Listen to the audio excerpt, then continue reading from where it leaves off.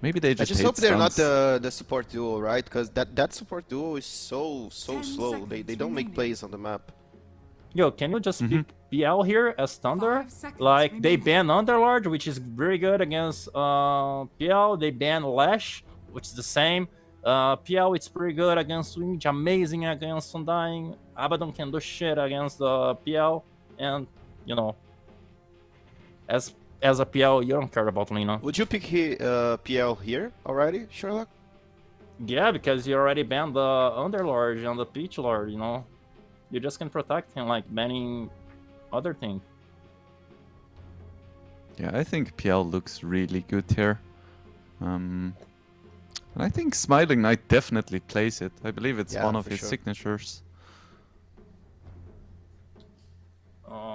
What Infamous need actually? They need an offlaner? New I'm draft. actually I so don't know. confused. They need a new draft. That's Yeah. mean, man. That's mean. Like, I'm so confused. Is Lina position 1, Abaddon position 5, Wind Ranger, Mitch, Undyne Maybe position they need a 4 mid or laner. No, offlane? maybe it's an Undying 3 and Wind 4. Yeah, I don't know. it I don't know can't if be. they It wanna can't be. match Wind Ranger against Ember Spirit. Maybe on the mid lane. Infamous Yeah. turn to ban. Oh, this Faceless Faceless Void. Void. Okay. I Not think bad. it works too. Yeah. It's Yeah. decent against Lina, doesn't care about Undying, doesn't care about Abaddon. It's pretty nice. I like it Yeah. too. The main 10 problem here, the seconds Thunder remaining. doesn't have like chrono damage, you know. I mean, they 5 have like some seconds pokes with the Ember Spirit, but they don't have like a true damage. They need an Do they offlaner need here, it right? though? I don't think they need the chrono damage. If Faceless Void gets strong enough, it's Oh okay yeah, already, no? yeah, but Thunder Yeah. Awakens turn to ban. they need an offlaner. The Thunder. I actually Yeah, have no idea what is I this think task. so. If it's offlaner or position 4. Well, Thunder can can put Ember on the position 4 still, right? And Oh Mirana no. 5, Ember 4, and Tusk mid. Yeah, it happens, Wingblade. It happens. I think Ember 4 is actually griefing. 10 actually I grieving. agree. I agree. I don't like it. You Unless have it's like Matthew this playing, hero, and I don't like it. for it to work, you have to max both Searing Chains and Sleight of Fist, because then you have like some disable. But then you use like 8 skill points to do like 300 damage and root for 3 seconds. And normally Infamous you has can an do that Abaddon with a on the single other side, spell. so there goes your Yep. skill points. Yeah, I hope to God that Thunder Awaken doesn't go for Ember. Actually, then they would lose the first game, and they're 30 favored, seconds right? So they're gonna win the Yeah. next 2 games, which means that we get a full series. So actually, I 5 want them to seconds go remaining. Ember 4. Nice. It's gonna be Nice great. logic, man. Nice logic. Oh, Pango Pango. against Faceless Void? What? Ah, I mean, I like, don't know, Faceless Void man. doesn't care at all about Pango. Maybe it's a Pango mid. Pango mid against the Ember Spirit, and yeah, I think the duo, the offlane duo is Undying and Wind Ranger. I don't know Even though which one you're goes. playing Pango, even though Yeah. you're playing Pango against Ember, like, you can be fine in the lane phase, but you know the mid game is pretty hard to play Pango against Ember because of the chains. Yeah, they You got cannot use the Swashbuckle. Aphotic Shield though. Oh yeah, you're actually right. Yeah. So Thunder running out of reserve time here. This is 3 where you seconds usually remaining. panic. They're gonna pick something weird. Oh, Ah, no, Oh, that's never mind. actually You fine. may now select your heroes. Alright, so it's Tusk offlane. yeah, Tusk that's offlane, offlane. Faceless Void position 1, Ember mid, Rubik 4, Mirana 5. Yeah, that's it. Yeah, I think I that's think it. it's pretty nice. Tusk offlane is quite. Wait, Illich Mirana? It's an offlane Mirana. We've got spoilers from the production. Парни, что он делает? Парни, что он делает? Okay. Wind Ranger 4. Undying 3. Oh my god. It's a mess, boys. It's a mess. Yo, What's is a Pango happening? is a Pango position 4? It is a. Oh, alright. Okay, Latin, guys. not Zladin. Who's gonna Okay. win? Come on, give me. Who's winning this one? It's Thunder Awakens for Thunder, sure. same. Yeah. Thunder, same. Yep. 100% Okay, so Thunder. we've got a full panel betting on Thunder, and okay, that finishes our first panel for the day. But we'll be back. For now, go to Rada and Guipepe for this first game. Hello, everyone, and thank you for joining us here this morning. Guipepe, how are you doing today, buddy? Hey Rada, I'm doing great. I think we already have a weird draft, and so probably we have some good games. So yeah, I'm feeling good. How about you? Oh, dude, I am excited. I honestly, Okay. so insofar, Infamous, they have gone 3 games, every single series of the tour so far. We'll see if they're able to replicate that today. I mean, I'm sure they're hoping for a quick 2-0 in their favor so they can get their points and get on back out of Dodge. But the panel does not seem so convinced with the draft, Guipepe. What are you thinking? What do you make of this? I mean, usually I don't like to go against Lina, right? But when we see Lina, we usually see Void being banned at second phase. And here he just passed through, and Thunder saw the opportunity and got him. So yeah, I like Void against Lina. It makes it way easier to kill Lina mid-game after she has her BKB. And Mirana offlane. I'm a little bit surprised about it, but I mean, Illich plays a lot of Nature's Prophets, like that long range keeps on harassing hero. Mirana is like that, so yeah, I mean, it's different, but it's like that on lane. So yeah, I think I'm with Thunder as well, even though I don't like to go against Lina, but Void, Tusk, I mean, they have some good 30 heroes to go on seconds to her. battle. Yeah, Thunder 1-0. Yeah, and I mean that is one of the great answers to the Lina, right? I feel like there's 2 camps for it. You can either close the distance, get on top of the Lina, or you can pick something like Drow or Sniper and hope to kind of outrange her and outpump the damage in that form and fashion. But this time they get their hands on the Faceless Void, they get their hands on the Tusk, and I don't mind the rotation, putting the Mirana into the offlane position because of this Undying. You know what I'm saying? Mirana, she's one of the best counters to the Tombstone. She gets the leap attack speed. She's going to get a Maelstrom, I'm sure. So, you know, it just kind of adds to the ability to get rid of this Tombstone in these team fights so that the Faceless Void can focus on doing damage onto the Lina. Yes, and another cool thing about it is like, you're a Mirana, you're against Abaddon, so your arrow doesn't have that much value, right? So if Mirana is offlane, she has other things to do, like she can auto attack, she can go for a right click build. So you are not that, you don't need arrow that much. I mean, you are more than an arrow. So yeah, when you change position on a hero, you can make a lot. It's like Pangolier against Bloodseeker. If you're like, oh my god, I'm a Pango, I'm against Bloodseeker, I will play support, so it's fine.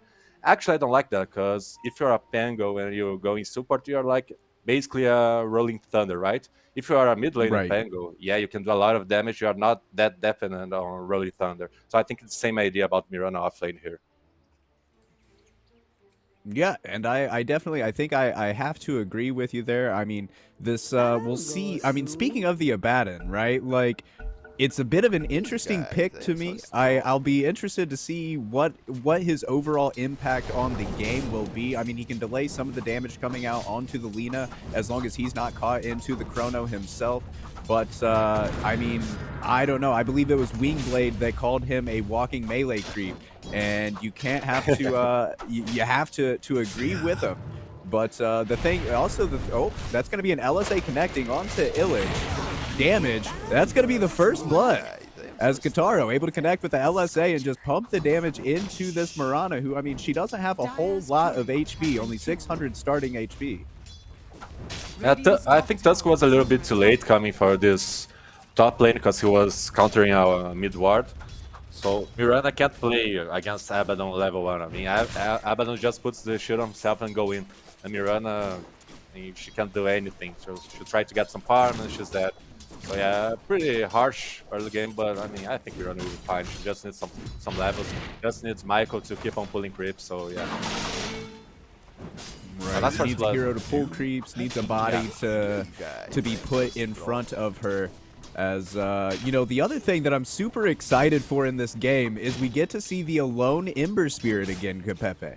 Yeah, he did such a good job last series, right?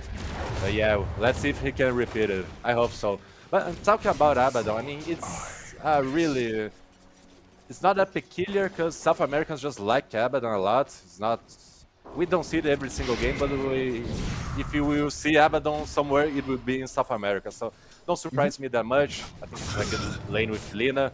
I think Lina would rather have a Trent protector than Abba, but Trent was banned, so you go for Abaddon.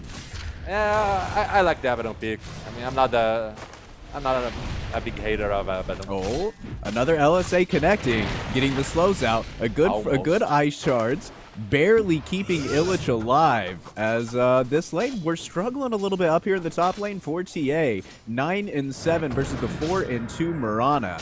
But is that as concerning as it sounds? I mean, as you said, we're just looking for levels primarily on this Illich Mirana, but we've got to get some damage. We got to get some items here. Looking for Wraith Bands early is Illich. Yeah, it's not looking great. I mean, that's Lina for you. That's why you simply ban Lina first phase, because Lina wins every single lane. You simply can't beat her. But at least, I mean, actually, Infamous is having a pretty solid lane phase. I mean, Pango is farming pretty well at mid, Undying is doing a good job bottom. So yeah, good early game for Infamous till now. Yeah, and I guess that's another thing, another wrinkle in this game that we've not really talked about is this offlane Undying on Oscar. So what kind of itemization are you expecting to see from this core Undying? Is he just supposed to be an aura bot basically, or do we have something else? I mean, if he's just snowballing, just like owning his lane, he can go for a Echo Save and something like that, but it's probably just auras. You know, he goes for Greaves, he goes for Pipe and all that. I mean, it's not the first time Infamous does it. I think one game that they won was with Undying offlane. But I think they are just playing on their comfort. But yeah, probably simply go for auras. Yeah, just playing on their comfort, and I honestly I really like that, Guipepe, because I mean, as the panel discussed, they're Infamous not really having the greatest start to this DPC tour, and they're at a point where we're gonna have to start worrying about relegation. So just play on your comfort, play on your best heroes, and hope to make your plays in that way so that you can win these series. And at the bare minimum, you can at least force a game number 3, because it's never good for the morale to get swept, especially when you're sitting at 0-2 on the season. Yeah, so sure. So yeah, I like the idea. And like our panel said, Thunder don't have that much damage on Chrono, and so if with Undying with Abaddon, maybe Thunder will have no damage on Chrono till Void gets big. Yeah, because I mean that's another thing that I didn't really think about. You know, you have the Soul Rips. I mean, not only can you apply the Aphotic to whoever is in the Chronosphere, but you can also use the Soul Rip Heal Bomb to kind of help keep them alive. And I mean, it really, I guess in that sense, this Mirana having a bit of a rough start to the lane, it kind of hurts, right? Because Mirana would be your main source of damage outside of Chrono. Yeah, for sure. I mean, it's not easy for Thunder to deal damage against this kind of draft. So yeah, we'll see how they do with that. At bottom lane. Oh, Shackle Shot, Power Shot, the lift, trying to stay alive, but with the last decay, able to get the kill is Oscar. Meanwhile, Smiling Knight gets the return kill onto Slotin. Maybe trying to set up a play in the mid lane for Slatims. But Michael, no snowball, still level 2. I mean, Michael don't want to be top right now because Mirana has some free farm coming under tower. So yeah, he'll go, he'll stack triangle, he'll go for rune and try to help mid. He don't need to be top. And let's see the first power rune. Who gets it? Oh, it's not got the bottom the rune. win. Well played. Not letting that for Ember is really huge, actually. Ember is a hero that, if he gets runes, he can just keep on rotating and getting kills non-stop, and we know that Alone is capable of doing that.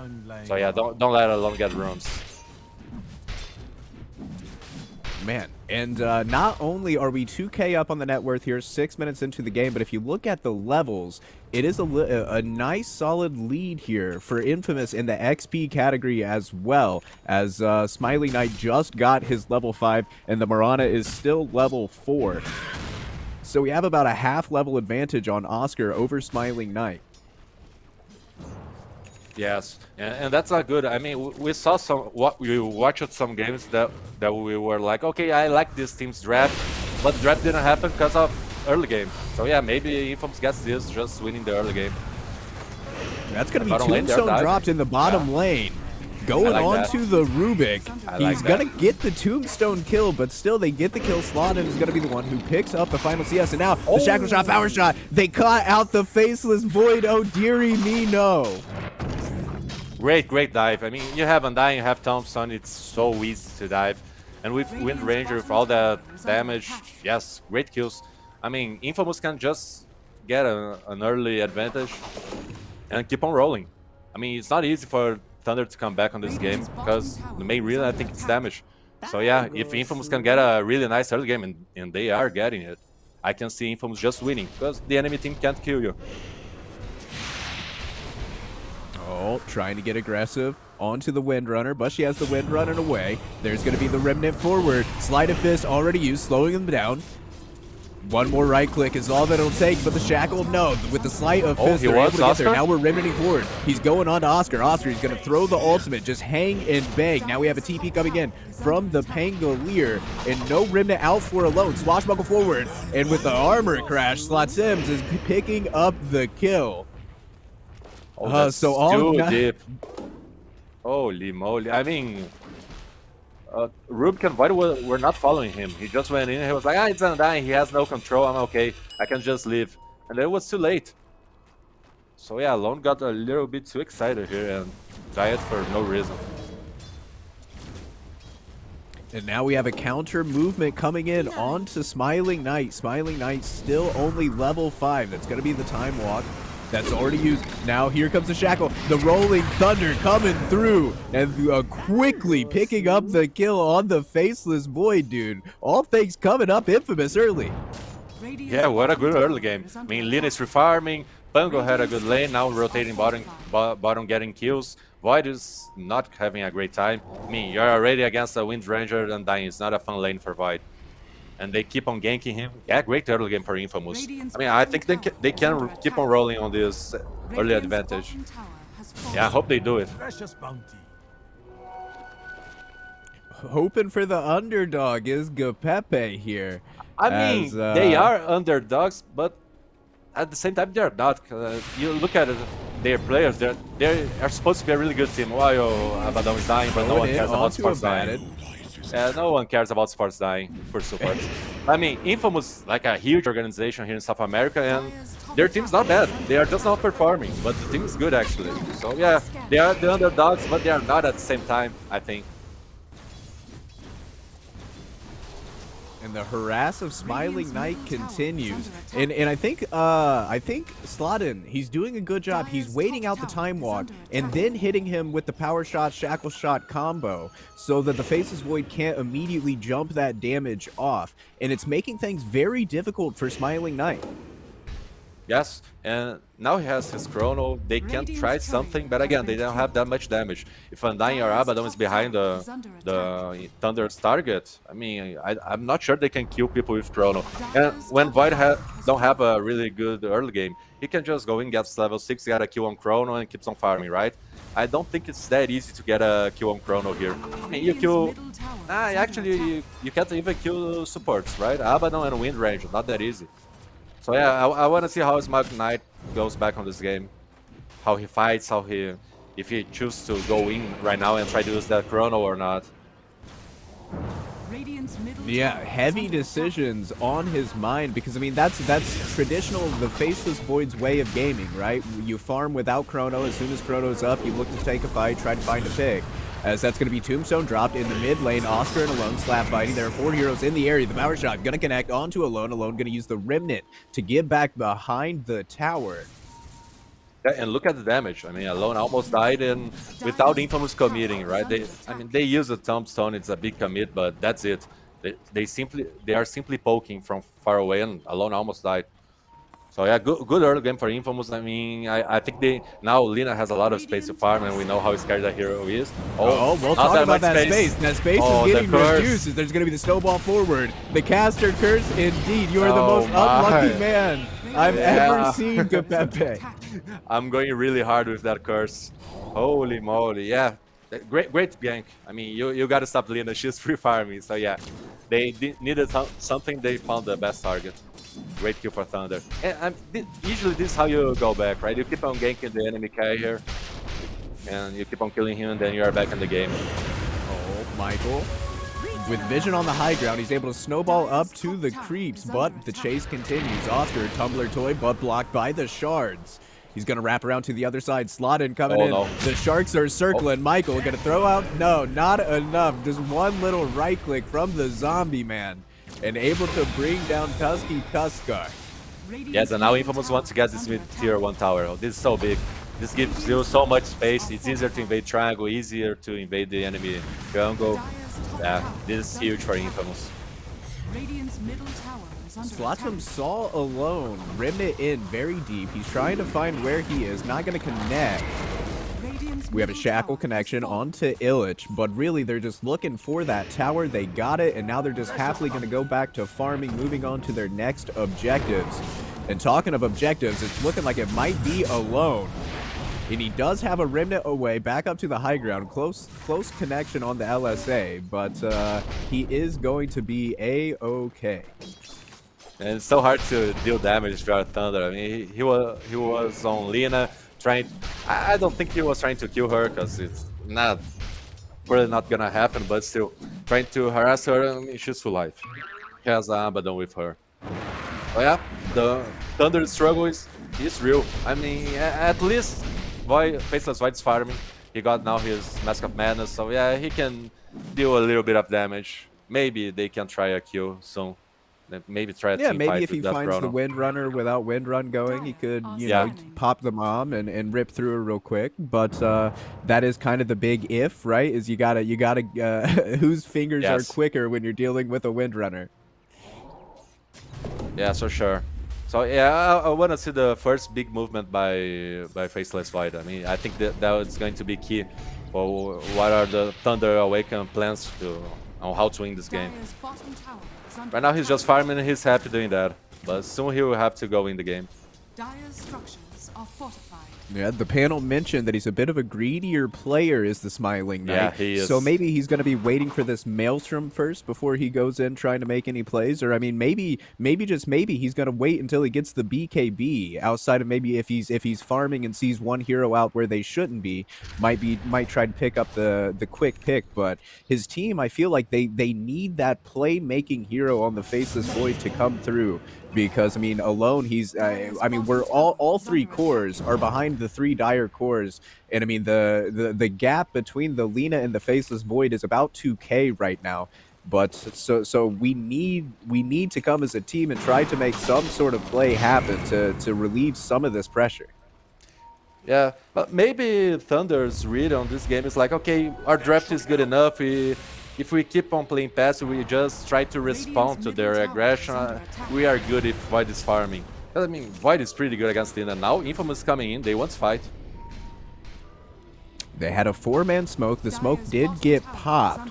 Oscar hanging out in the Roshan pit. They're going to scout that out with the Ice Shards.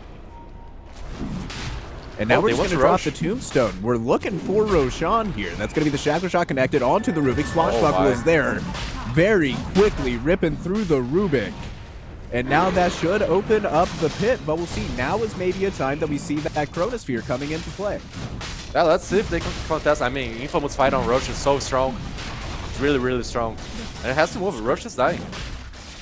Roche is dying with a quickness. We committed the Tombstone to this, and with the Lina attack speed, Thunder don't want to fight. ripping through the big fella.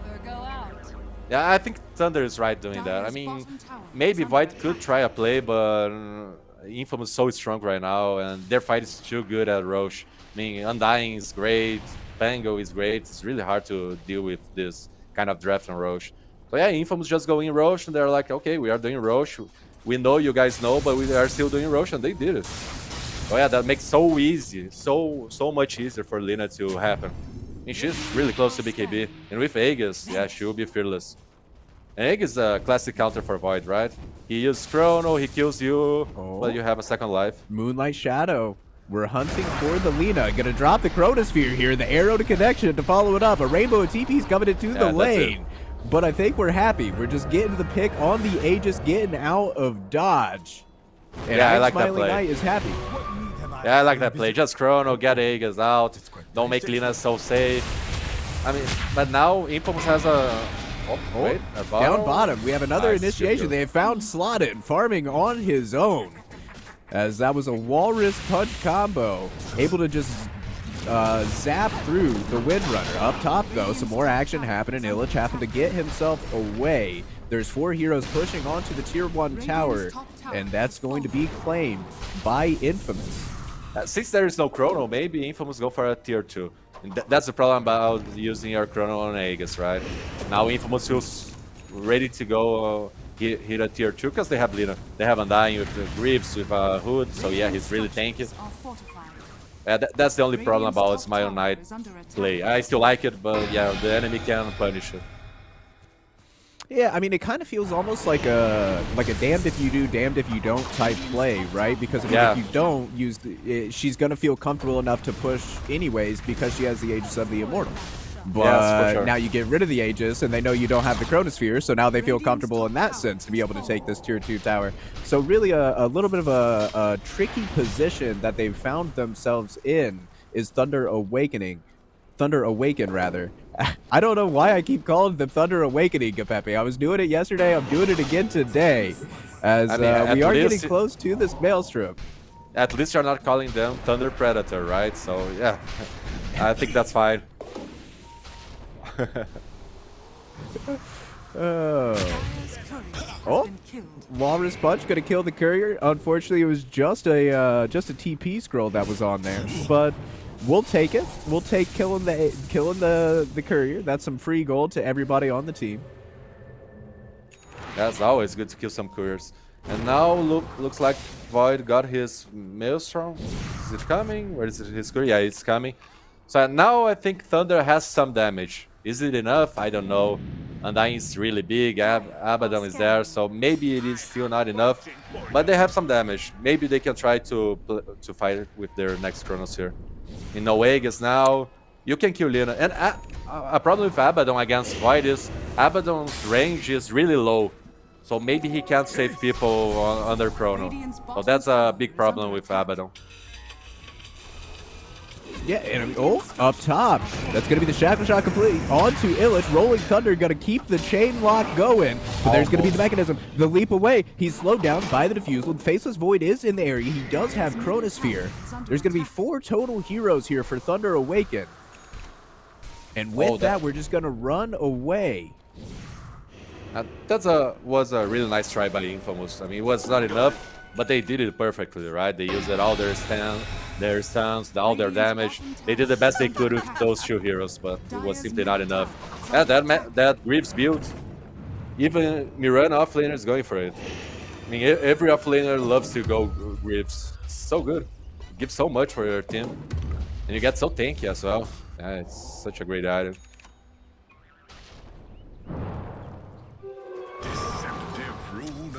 Absolutely. It's funny how just like the smallest of changes, it feels like, made that Guardian Greaves. It suddenly went from being like, man, that's too expensive, to like, that's a play. And talking of plays, able to set up on the Windrunner in the mid lane. And they're getting these little kills, Guipepe. And these little kills, they relieve the tension, and they make it so there's actually comeback potential. Alone now has taken over past Oscar on the Undying, and not too far behind is the Smiling Knight Faceless Void. Yes, and Infamous not pressuring that much. I mean, they are losing some heroes, some easy pickups by Thunder, and they are not pressuring the map. I mean, Void's still free farming. With this advantage, I think Infamous should be going a little bit harder on the enemy. I mean, Lina has BKB already.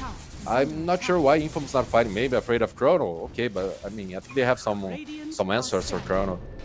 But I think Infamous should start fighting, because I really like Void this game. His late game is incredible here. I think it's a problem if Infamous don't stop this Void from farming. Yeah, and I mean, I don't know. I mean, so far, if you look at where the heroes are positioned, Thunder Awaken are doing a good job of splitting the map out and really trying to maximize the efficiency of the map. As now maybe looking to make a play, there's going to be 3 men smoked up for the side of Infamous, but it's Illich who they're going on, who has the Guardian Greaves. He has the 3 leap charges, and I mean he's really is just quite difficult to bring down. And that's a real problem actually, because you look at Infamous Raft. Oh, Shackle shot missed. Okay, Shackle, that's over. Shackle does not connect. Yeah, that's the problem. You see, the Thunder's 3 core are Void, Amber, and Mirana. It's really hard to kill these heroes. And you look at Infamous stuns, they are not that great. I mean, Pango can start with his Ultimate and Blink, that's fine. Wind can start with her Shackle shot, but they're both not that easy to. You don't simply press and he's stunned. You have to go in, you have to land your skills. It's not that easy. So yeah, maybe that's why Infamous not going in. Maybe that's maybe the biggest problem on their draft. I mean, they have good answer for Chrono, but Lina is really huge. But how do they start a fight? I mean, Sladin has to land a good Shackle. That's the way to do it. But sometimes he won't. It's not that easy to play win. How do they go in? They have to find the perfect opening. Right. Yeah. I mean, it really does feel like the initiation is almost entirely on this Lina, or I'm sorry, on this Windrunner with the Blink Shackle play, and then you can follow up with the Swashbuckle, the Rolling Thunder, the LSA. Now you can start to pump in some damage into the target and stuff like that. But outside, I mean, it really does feel like a lot is on this Windrunner's shoulders to be able to get things going, because I mean, otherwise what? If you walk up, you throw the tombstone, cool, we're just gonna walk away, kite out the tombstone, everything's all good. Like, I mean, maybe getting this shard, I mean, the shard is the next item on the buy list for the Windrunner. I mean, maybe that will kind of help to make some plays. Once you get that Gale Force going, makes it hard for them to run away, and then it's like, okay, now that slows down the ability to kite out the tombstone. That's maybe, who knows, but it's really hard to make that jump. I mean, Infamous is still farming better. I mean, Lina is completely free farming. This series is scary, but I think Thunder is feeling like pretty well. They have all the space they need. They are not getting killed. Void is getting big. Probably Void is the best carrier answer for Lina.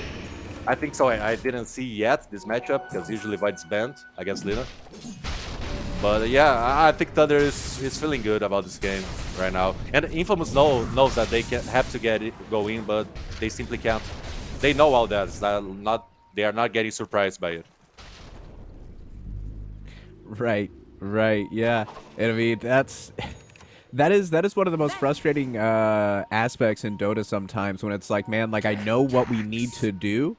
It's just like, how do we actually go about it? As now we're going to have a smoke on smoke action in the same area even. The scan is going to swing and miss. It's going to be 4 heroes smoked up. Oscar, the only one who isn't for Infamous. And with the Star Sense TPing away is Smiling Knight. So this little smoke play, it's not going to connect. And again, it's just like, it's the frustration may be mounting for the side of Infamous, because I mean, that was a good play. I mean, they were in the area, they had vision in the area as well to know where TA were, and they just weren't quite able to connect on the smoke game. Yeah, that feels so bad. I mean, Infamous wants to do something, but they can't find it. I think Thunder is just playing the map perfectly for what their draft is supposed to do. I mean, Void is not fighting, he's not using Chrono. I mean, yeah, hell yeah, he's really happy doing that. No, but Faceless Void has to use his Chrono. Not every time, I think he's fine. Lina is getting big, that may be a problem. Who knows, maybe they Chrono Lina and she doesn't die because she's too big, maybe. So maybe Infamous is fine, but I don't feel like it.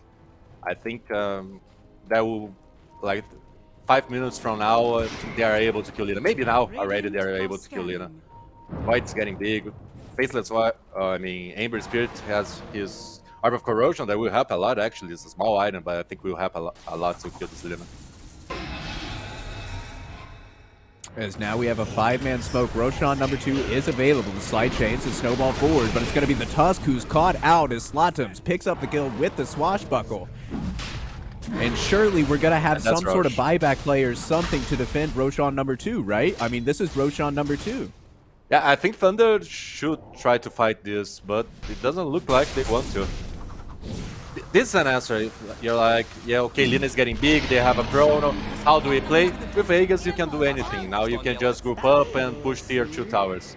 So even though you don't have a good start, how to start a fight, you can simply just go in and push towers. So yeah, Aegis makes things easier for Infamous. Yeah, I thought Thunder was going to try to fight that, but they were like, nah, let's keep on farming. That may be dangerous. We'll see how Infamous punish this. Yeah, absolutely. I mean, these are the top players in South America. I mean, you know, this is Div 1 of the SA DPCs. So I mean, far be it from me to say that they made a mistake or a miscalculation, but it's definitely an interesting play, and we'll see if it works out for them in the long haul. As working the way towards the Mjolnir is the Faceless Void. TP coming in from the Lina even. There is the Pango in the area, the lift. He's making a play, trying to get the TP away, but not able to do so, as Rubik getting cut down by Slatums. That's simply a pick-off on support, and now Thunder just run to the other side of the map. Yeah, that's how you do it when you don't want to fight. Oh, they might find Void here. Has BKB, it's really hard to kill him. Time Walk, the Diffusal Blade is on him. He's going to drop the Chrono, Oh, but the Time Walk... Oh dear. Okay, I think now Infamous can just go in. Just get tier 2 and start forcing a tier 3 tower. I don't think you go all in high ground, but you start forcing the map. Yeah, Infamous just building this advantage, a small step by time. So without Chrono, I don't think Infamous is afraid of anything here. They may force high ground. Wouldn't surprise me. Yeah, I mean, you have Aegis of the Immortal still on this Lina. She's hitting like a truck. She has the Satanic even in tow. Working the way towards the Silver Edge is Kataro. So, I mean, there's really, and I mean, once you get rid of that Faceless Void Chrono, things definitely become a lot less scary for the side of Infamous. And just as you called it, man, they're going to start chipping away at this tier 3 tower. And they may keep on forcing. They may go for barracks. I mean, it's so easy for Lina to do this. She has Aegis. Oh, look at Windrunner's charge doing some work already. But yeah, it's so easy for Lina to do that. Without Chrono, I think it was better for Void to use his BKB and not his Chrono. But maybe without BKB he couldn't fight here right now as well, so I'm not sure. Oh, good harass. Yeah, good little pokes plays happening here. Kataro being brought down fairly low. There's going to be the regeneration from the Guardian Greaves. Okay, they and defended. Just dealing about 3/4 of the non-healable damage to this tier 3 tower. They're going to say A-okay. Maybe we're looking for another item. Maybe the tier 3 items is what the play is here. I mean, it's not that easy to go high ground. It's really risky, but they still want to keep on going. Okay, they have to watch out. I mean, Thunder's Poke is doing some damage even though they haven't died on Abaddon. Lina is going. She don't care. Not a worry in the world for this. And look Lina, at as they just Faceless keep Void. Faceless Void simply farming a top lane. He don't give a... Right? He's simply farming. I like that. Yeah, just maximizing. I mean, he's got his team to help defend the base. They've got good wave clear between the Starstorm and the Fade Bolt. You have all the Tusk spells as well. But even through backdoor protection, it looks like they're... Oh no, here comes Alone with the double Rimmet forward. That's going to be the Walrus Punch as well. But this Lina, she's still standing strong. And now she's going to pop the Satanic, start pumping out some damage. The Tusk goes down. The Sleight of Fist, BKB from Alone. He's trying to do what he can to hang and bang with Kataro, but Kataro is just so dang strong. 20,000 net worth. Alone goes down next. And without this, oh, now we have the Chrono back up on the Faceless Void. We'll see when he decides to come back home. I mean, I thought he would TP. I thought he would TP when he's getting engaged, but he's like, no, I'm not fighting this. What a weird 30 seconds on Aegis of the Immortal. Maybe he's trying to time that out. Wait for the Aegis to pop, and then he'll come in with the play. But he is conceding a full lane of barracks for this. Yeah, I mean, I get it why he's not going, but like he's still engaged. Maybe if he's there with a Chrono, they can kill. Maybe they don't kill Lina, but they can kill the other heroes with a Chrono here.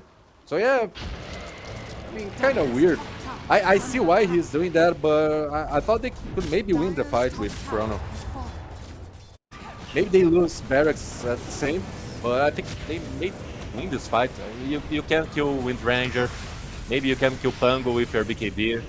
So yeah, I mean, he's greedy. We all know that, so nothing new here. We'll see if it works out this. Just simply farming, and let's see how big I can get. I mean, he's really farming. Lina is free farming all game, and he's not that far from her. So yeah, that's not bad for Void. Radiant It's are still not good, scanning. but it's not bad. And now we have a 5-man smoke play. It's going to be the Abaddon who pops it. There is Kitaro in the area, but are they privy to this? Oh, goodness gracious. Now they're aware. It's going to be a huge Chrono. The Chrono connects onto 5. Bring it down the leader. Bring it down the wind. We're ripping all the way through them. As now the attention focused onto Slotin. Slotin swashbuckle up to the high ground. Time walk matches him pace for pace. Able to bring down 4. And now the hunt continues. We're chasing onto the Abaddon. It's going to be a total team wipe, Guipepe. Oh, that was worth it. Void is like, okay, this is why I didn't TP bottom. This is why I was not fighting for that 5-man Chrono. And that's how you throw away all your advantage. Now Void is just feeling like a god. Look at that Chrono. I mean, Infamous was not ready for that. And they were looking at Void. That was a mistake from Infamous. But yeah, Thunder is really stuck by that. Now they're going high ground. They don't really care. And that's how you throw your game. You get Chrono on your 5 heroes. And that's just the Faceless Void effect, isn't it? Yeah. When you have a Faceless Void in the game, no game is ever just over and done. Because there's always this potential for these huge plays, these 5-man Chronos, 4-man Chronos, that just completely and entirely swing the feeling and the pace of the game. As now, oh, the Stolen Laguna humping through the Windrunner. As Slotted falls and now chasing forward, it's going to be the ultimate from the Undying Swashbuckle, able to clean up the kill onto the Rubik. Now, focusing the attention, Laguna onto the Mirana. As they get to, in return. Yeah, they forced a little bit too much. They got some kills, they got the range of barracks, so yeah, I mean, Thunder is okay with that. But now maybe Infamous try something. They know Chrono is not up yet. The cooldown is not that big, so they have to be fast. Roche is not up. If Roche was up, Infamous would be so glad about it. But they may try to force a little bit, and I think Thunder will just go back. Go back and wait on base when they have Chrono, when their heroes are up, and then try another play. Next Roche is gonna dictate a lot of this end game. I mean, if Lina has Aegis, yeah, Void has to think twice before he Chronos. But if Void has Aegis, he can just go in, and he can wait as much as he wants to Chrono. He can keep on just jumping and hitting, and when, okay, now I can Chrono, he can go for a better Chrono. This Aegis is huge. Let's see who gets it. I mean, Infamous still has the map, but we saw Thunder is able to fight back right now. Yeah, I mean, that fight, it definitely changed my whole perspective on the way that the game is going. I thought the Infamous had this comfortably in their hand. But the TA squad just proving that it's not quite as it seemed, and now we're going to go for a 5-man smoke play. They know that Roshan is going to be available, and what great positioning from MJZ to break the smoke. And now alone, he's going to go with the long remnant forward. That's going to be the Rolling Thunder coming out from Slatims. Walrus Punch onto MJZ. That's going to the Gale Force, making the initiation difficult. That's going to be the Gale Force into the Tombstone combo that we talked about. With the leap forward, Illich quickly able to get rid of that lift out onto the Windrunner. Stolen Wind Run, the Shackle Shot is going to connect. Focus Fire as well, but using the Stolen Wind Run as Selgood is going to be A-okay. Thunder is under vision. Has a lot of poking. Yeah, they couldn't counter. Indeed. They couldn't counter Infamous Ward, then Thunder simply can't fight. Whoever has vision will usually win the fight.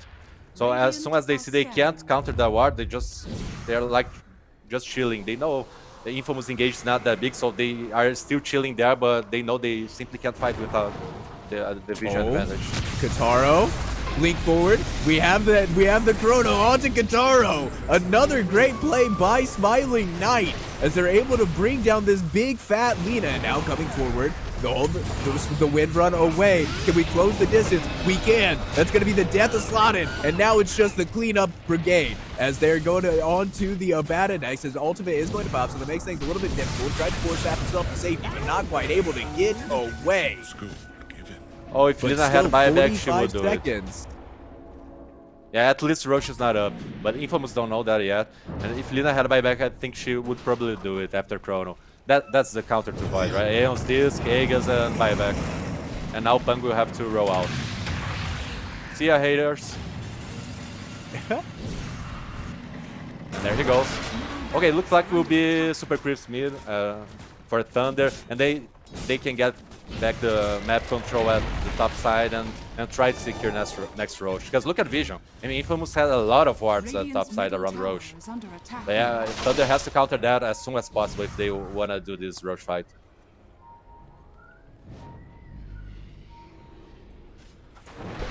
And Roche is up. Looks Here we like go. that's what they're going for. Slots him. He did use the boots of travel to get himself up to the top lane. As it is, it's going to be a nervy moment. And now the Lina, she's keeping herself up here as well. The fight is about to break out, and this is going to be a big one, maybe dictating the pace of the game. It's going to be Tombstone drop. They got it though. Tombstone going to be, they've got it gone. They hit the house. Oh no, they found Slatims. Slatims goes down, he's going to immediately buy back. That's going to be the Laguna dropped onto the Rubik, but not enough to bring him down. As now they've lifted up the Tusk and Mirana down. They do have buyback on Mirana should they want to use it. Chronosphere is available in 30 seconds. The fight is over, says Guipepe. Yeah, Thunder had to counter these wards. I mean, Infamous can see everything. It's so easy to fight when have it. Oh, Alone tried to do a play? Alone. He comes in late. He tried to Thunder, steal the Aegis of the Immortal. The BK will not save that. you, sir. Maybe that. Yeah, he's that. Oh my. What a mistake. I mean, biggest mistake here for Thunder is not countering those wards. They had to find those wards. If they counter it, then Infamous couldn't simply go in. They had to go like slowly. But Infamous had full vision of the fight. So even though Thunder tried to just do Roche as soon as possible, it's so easy for Infamous to contest, and now Infamous is back in the game. I mean, even though you have Chrono, Lina has 2 lives. Right. Lina has 2 lives, and you don't have Alone for a good 50 seconds. And you can see how quickly Kataro is cutting through this base. It's going to be the mid tier 4, tier 3 tower that goes down. And now turning the attention onto the ranged barracks. But there's really no reason for her to leave. So now we're going to come in, pop out the ultimate onto MJZ. But with the Gale Force there, it's going to make things difficult to close the distance. Not that I think they would even want to dive for the kill on the Abaddon in the first place. But this is looking to be their lane of barracks gone. And now coming forward, popping out some damage, just a little poke. The Aphotic Shield applied to Kataro here. And again, just with this little poke damage, but that's going to be the Walrus Punch Snowball. Oh, great Chrono is going to be a good one. It's connect onto 4, as that's going to be the Aegis dropped as well as the Windrunner. Illage getting aggressive on the lead, trying to get himself out of here alone. He's back alive. The Remnant forward, the swash, the Sleight of Fist chains combo, focusing attention onto MJZ. MJZ going to get a Soul Rip heal, trying to keep alive the Abaddon. Rolling Thunder, bouncing around, creating chaos, and now they're focusing their attention onto Oscar. Tag team damage is there. Enough to get to. Alone, he's hunting for more, trying to find anybody else. MJZ looking for the TP away. He is going to be fine with Slatims with his Blink Dagger. Also able to get out of dodge. So they hold the base a little bit here. I mean, they still lost Barracks mid, so yeah, they kind of defended because they were able to do a nice fight afterwards. Again, a good Chrono. But yeah, I mean, Infamous just increasing their advantage doing those plays. Right now, they have way more control of the map with 2 Super Creeps. It's so easier for Infamous to keep on controlling the map. I mean, it's still, Thunder, if Smile Knight is able to land a good Chrono, yeah, they win fights. They can win fights. And now Lina has no Aegis. Yeah, she went for the Ion's Disc, so yeah, now probably Void's looking for a Nullifier. No, he wants a Refresher. Yeah, that's an answer as well. Right, against Ion's Disc, or you can have 2 Chronos or Nullifier. Yeah, I mean, it feels like Knight has to get this Refresher to me. I mean, so much of their fight hinders on the Chronosphere. Yes, Void is one of those heroes that would rather go for Refresher than Nullifier late game, even though Nullifier is the best late game item. Void needs 2 BKB, he needs 2 Chronos at late game, mainly because of buybacks and Aeon's Disc. Mainly because buybacks, so yeah, he has to go for a Refresher. And he just bought it, no buyback. Okay. Oh dear. You only live once. You know, and I honestly, I do like these plays sometimes, right? Because, I mean, there comes a point in time where you have to ask yourself this question. Are we more likely to win if I have 2 lives and 1 chronosphere, or are we more likely to win if I have 1 life and 2 chronospheres? And now he is opting for the latter rather than the former. And, I mean, we'll see if he ends up ruining his decision, but I do like it when players make these decisions. Yeah, I do think it's the right decision. If he gets picked off and just dies and loses the game, yeah, it was the wrong decision. But still, I think it is the right decision. I mean, you gotta win your fight with your Chronos, and that's it. And it's hard to go and pick off Void. Like we said, Infamous Jump's not that scary, and Thunder even have Tusk if needed to come with those defensive plays. As now we have a 5-man smoke up. But with the spells used in the mid lane, the pings, they know they're holding the high ground to the north. Meanwhile, running straight to the east is the side of Thunder Awakening. They're not going to connect with anybody on this smoke play. Yeah, both teams knows what's happening. I mean, Thunder knew where Infamous were, but they simply can't go high ground like that. They can't try to invade the high ground if Infamous is well positioned. So yeah, I think Infamous has, even mainly now they know where Thunder is. So it's that moment where everyone knows where everyone is, but no one has an opening to start the fight. So they just keep on pushing waves and waiting. Man, what a close, nerve-wracking game we have on our hands, Guipepe. As it is 18-19, 3K is the net worth differential. And I mean, it really does feel like this game could go any way. It's just going to rely on these next, like the next team fight, maybe one more after that, it feels, will be the deciders of this game. No Roshan available for 2.5 minutes here. Still Cheese on the Undying. We are getting on the Faithless Void realm, right? Ultra late game, and where Void is one of the kings. So yeah, I think Thunder is like, yeah, they are having a... I think Lina is pretty farm, but yeah, now it's Void's time. But usually when we get to this point, these Voids, these Enigmas, usually win the game, right? So we'll see if Smile Knight can do it.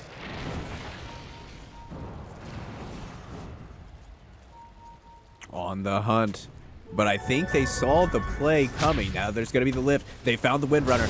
Moving to the high ground. Walrus Punch is there. Alone. He's on the back line. They got the Lina with the Chronosphere, pumping the damage out. But Bayon Disc is there, being a bit of a thorn in the side, and they're going for the refresher Chronosphere, but the Chronosphere is connected onto Alone. Now, BKB from Lina, they have the detection, they know where she is, they brought her down, and that might be the decider, as now the pendulum swinging the other direction. Rolling Thunder now trying to escape our Infamous. They're bringing in Oscar. Time walk to the other side. It's going to be the cheese eaten by the Undying. Roll up by the Pangolier. They're trying to do their best to save their offlaner, but the offlaner gets cut down all the same. They get the root. They stop the TP. It's 4 that have fallen for Infamous, and now we're chasing forward. We have found the Pangolier. The Pangolier, he's in the Walrus Punch. The Nullifier has been applied, and down goes Pango. It's a total team wipe.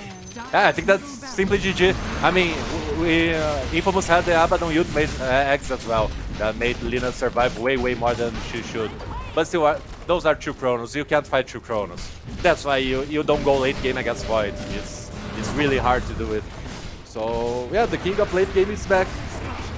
Easy fight for him, double Chrono. Yeah, Lina, okay, you have ways of surviving. You have Abaddon, you have Undying, but you can't survive 2 Chronos. And I think that's it. I don't think Infamous have time to respawn and defend this. As they will have heroes alive in 20 seconds, Yeah, but Pangolier is out for a whole minute. They need Pango, they need Lina, they have no Fortify. Oh, great Shackle. Oh, coming in. That is a good Shackle connecting onto 2, but quickly brought down is the Windrunner. Windrunner going to buy back. They need these points. They need to win this game. As they're going to come in. That's another decent Shackle. It's only going to connect onto one hero. MJZ being aggressive on. Lina is up. TPing out. Very aggressive TP Alone. He's going to get the BKB off. Rooted up. Now the Snowball. Connection. They on this. Going to pop. Katara. BKB. He's trying to do what he can. He's trying to hang and bang, but he's just being brought down. They're too damn strong, Guipepe. As now, focusing on the Oscar. They on disc is already popped. And that's going to be 4 down. GG will be called. Game number 1 going to Thunder Awaken. Thunder went for that slow game, slow pace, like not really fighting, not finding openings for Chronos, just farming. we're like, okay, Infamous, you guys are dominating the map, okay, but you're not pressuring that much. And I'm probably that was the biggest problem about Infamous draft. I mean, they had great ways of surviving Chrono. They have Undying, they have Abaddon, they have Abaddon against Mirana. So yeah, they have the survivability, but they couldn't engage, so they couldn't pressure enough the map. So Void got big, Alone got big as well. I mean, all Thunder Awaken heroes farmed, even though Infamous had the advantage, it was not that big. So yeah, I don't think they can. If they want to play Abaddon 5, I think it's fine. But I'm not sure you can go for Undying position 3 as well. It simply lacks ways of jumping the enemy. So I think that's the main problem about Infamous draft. Yeah, it really just felt like they were a one-trick pony, Guipepe. They had the Yeah. one play, they had the blink shackle shot, and outside of that, it really just did not feel like they had a whole lot of other answers for this draft. I mean, especially when you look at how slippery these heroes are. They had the Mirana, they had the Ember, they had the Faceless Void. So I mean, the shackle shot, especially if you're looking at the Faceless, you're gonna have to burst that dude down inside of the shackle shot duration, or else he's always gonna be able to get the time walk away, regen a bunch of his health back, and now you're all just standing around trying to slap at a guy who's especially at the late game, he's just too dang strong simply. Yes, for sure. I don't think the Infamous draft was bad per se, but I think Thunder responded so well with those slippery cars. So even though Infamous were having a better game, they couldn't kill anyone, so they couldn't pressure, and that's game. 1-0 Thunder. Okay. Yeah, and I mean they really did a good job throughout the course of the game as they split the map up. They would I mean even we saw it, so there would be 4 heroes for the side of Infamous around the jungle and the mid lane area. Meanwhile, Thunder Awaken, they had all of their teams spread out all over the map, getting as much farm and as many resources as they possibly could off of the map, and eventually you're going to win the economic victory. I mean, they were down 2 lanes of barracks, and the net worth differential was still only 3k, and a lot of that is just attributed to the way that they played the map. Yes, yeah, I think they did a great job, like understanding what they were against, how they should play. I mean, Thunder made some mistakes as well. It's not like they had the perfect run, but it was. I mean, I think they played pretty well to against this Infamous draft. We'll see if Infamous can do something better next game, or Thunder will just 2-0. Yeah, their feet are to the flames for Infamous, having to come up with an answer in game number 2. Of course, they have been the 3-game darling so far of this tour. Every single series has gone to 3 games. But with that, we are going to cut to a quick break, and then we'll go to Lil in the panel as they debate what happened during game 1.